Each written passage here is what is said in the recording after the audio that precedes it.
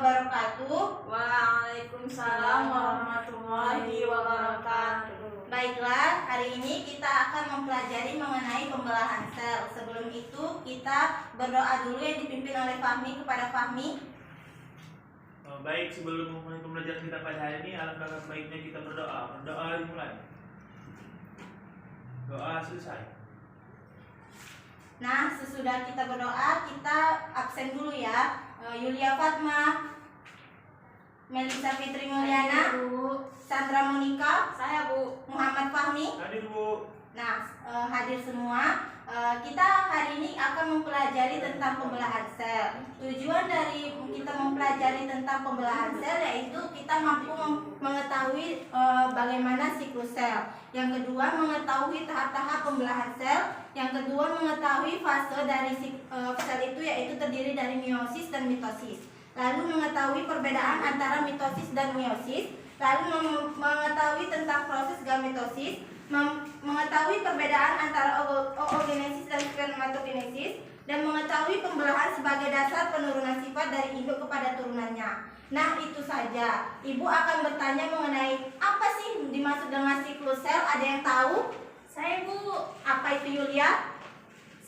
Siklus sel itu merupakan sel yang paling mendasar berupa duplikasi akurat sejumlah besar DNA di dalam kromosom dan kemudian memisahkan hasil duplikasi tersebut hingga terjadi dua sel baru yang identik. Oke. Lalu apa sih yang organ-organ sel itu? Ada yang tahu?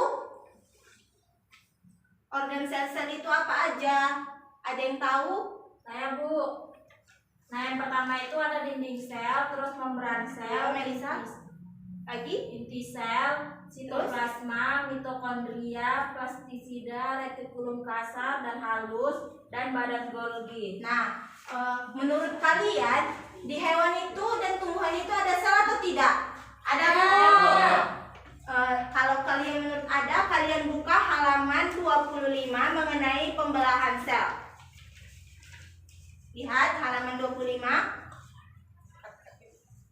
Nah, sesudah yang tadi kita pelajari mengenai pembelahan sel di halaman 25, Ibu akan memberikan lembar kerja siswa mengenai Ting dan P.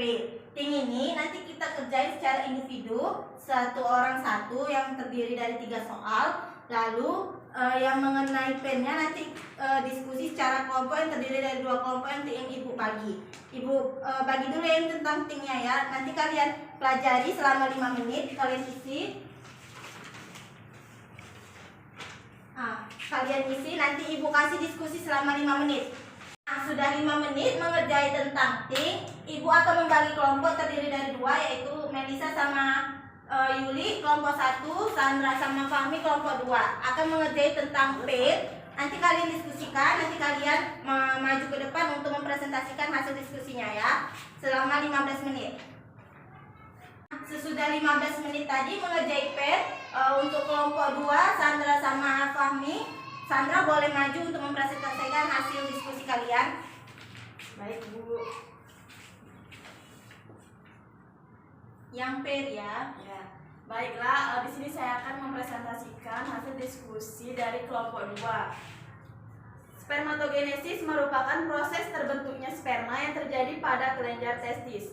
Dalam testis terdapat tubulus seminiferus. Pada tubulus ini terdapat 2 jaringan, yaitu epitelium dan pengikat. Pada jaringan epitelium terdapat spermatogonia dan sel Sertoli yang berfungsi memberi nutrien pada spermatozoid. Nah, selain itu, pada tubulus seminiferus juga terdapat sel Leydig yang mensekresikan hormon testosteron yang berperan pada proses spermatogenesis.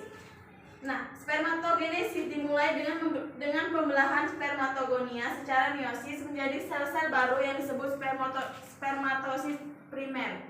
Kemudian, sel-sel ini membelah secara meiosis menjadi 2 spermatosit sekunder yang selanjutnya mengalami pembelahan meiosis menjadi 4 spermatid yang sama besar.